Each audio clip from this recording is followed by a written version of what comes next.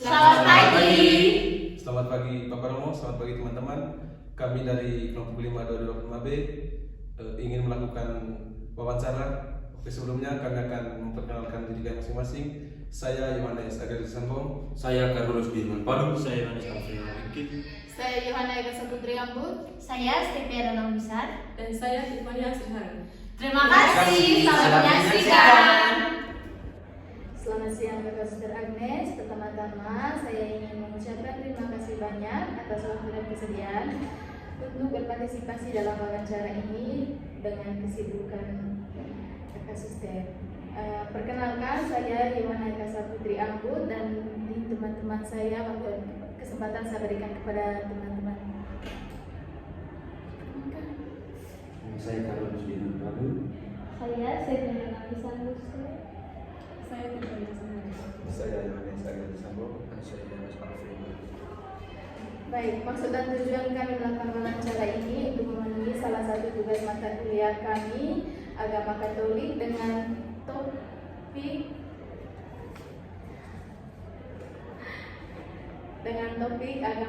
agama Katolik dan krisis lingkungan ekologis. Apakah Suster Agnes bersedia untuk memulai sesi wawancara ini? Saya bersedia. Apakah ada keberatan jika sesi ini dilakukan data laporan? Tidak ada keberatan sama sekali. Baik, Suster, kita mulai dari pertanyaan yang pertama. Bagaimana pandangan agama Katolik terkait krisis tentang lingkungan sebagai panggilan iman besar?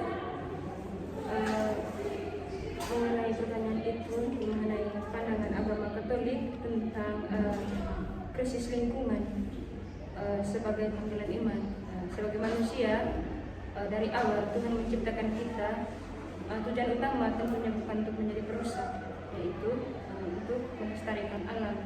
Hanya karena mungkin keegoisan kita manusia, kita tidak menghargai tanggung jawab yang sudah diberikan oleh Allah, yaitu tugas untuk menjaga, melainkan kita merusak.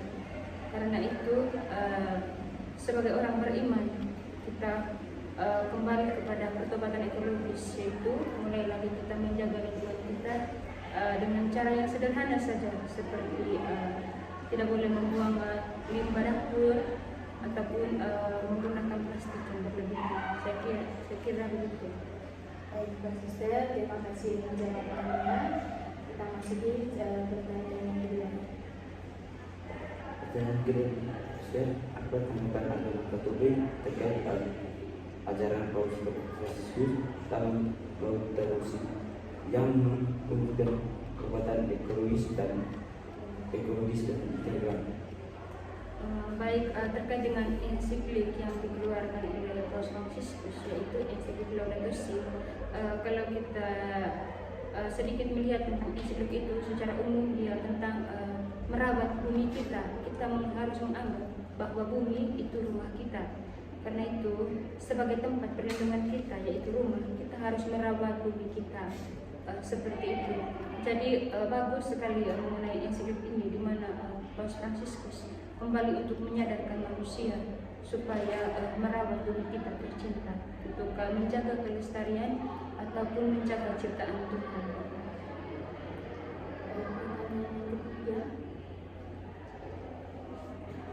Pertanyaan ketiga, sejauh mana iman Katolik mempengaruhi cara umat dalam menanggapi krisis lingkungan yang terjadi saat ini?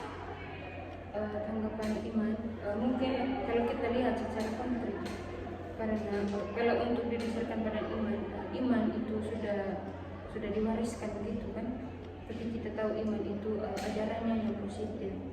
Karena itu terkadang sikap kita yang terjadi ini seperti kita kurang menjaga lingkungan, berarti itu kita kurang menghayati itu, kita punya iman.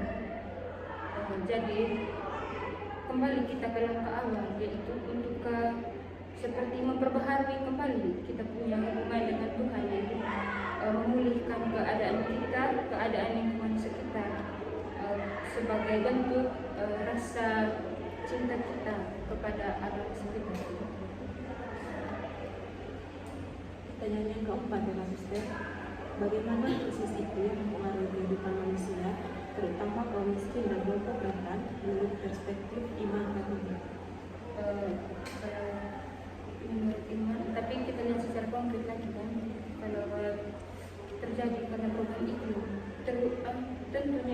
sangat mempengaruhi kehidupan masyarakat kecil, terlebih khusus mereka yang secara khusus sebagai petani. Kita punya orang tua yang sebagai petani, kita lihat dengan situasi itu yang berbeda, tidak sesuai dengan apa yang mereka harapkan. Kadang musim yang seharusnya hujan dia tidak hujan, musim yang seharusnya panas dia tidak panas.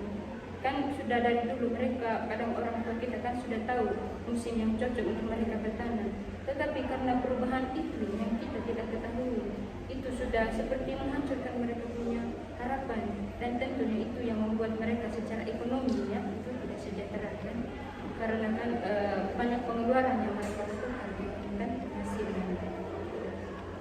Sebagai orang beriman kita kembali sebagaimana supaya kita tidak boleh mengalami seperti itu. Kembali kita pada tema kita tadi yaitu ekologi integral. Kita kembali merawat tubuh kita seperti itu, menjaga kita punya kehijauan.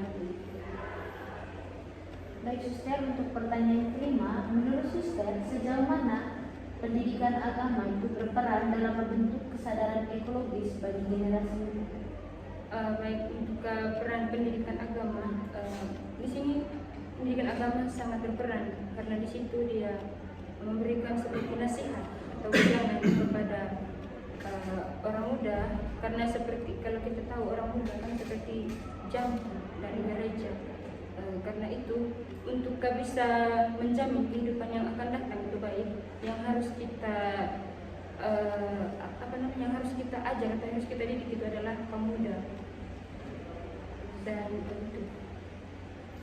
Dan terakhir, menurut Suster, bagaimana ajaran gereja Katolik memandang krisis lingkungan dan apa peran yang seharusnya dijalankan oleh mahasiswa dalam menghadapi persoalan tersebut? Untuk krisis lingkungan itu, tadi kan sudah kita bahas mengenai pendidikan agama Katolik. Karena itu kita sebagai mahasiswa kita sudah belajar itu pendidikan agama. Karena itu yang harus kita terapkan. Kita sudah tahu tentang teori-teori bagaimana cara merawat bumi kan, teori itu kita sudah tahu, tapi kita tidak tahu apakah kita punya tindakan nyata supaya bisa seperti kerjasama antara teori dengan tindakan nyata itu apa baik-baik. Dan itu tindakan sebagai mahasiswa, apalagi kita yang di sini kan sebagai Universitas Katolik, kita harus berani mempromosikan kepada umat kalau untuk menjaga lingkungan itu seperti apa, dan terus harus merawat kita punya lingkungan agar tidak terjadi itu. Itu saja video wawancara dari kelompok kami. Terima kasih.